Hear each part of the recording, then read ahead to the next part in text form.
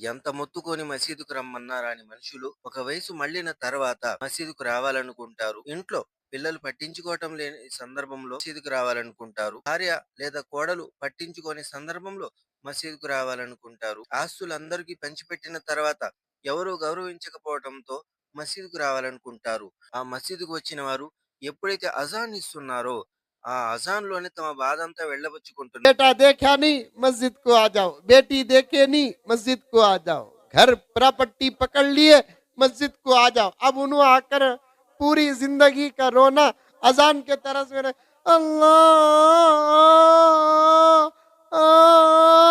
अरे भाई अजान दे के तो खानदान को खरी जिंदगी को याद कर रो रहा है। తప్పు. ఈ అజాన్ మాధుర్యంతో ఇవ్వాల్సినటువంటిది. అజాన్ అద్భుతంగా ఇవ్వాల్సినటువంటిది. ప్రేమగా ఇవ్వాల్సినటువంటిది.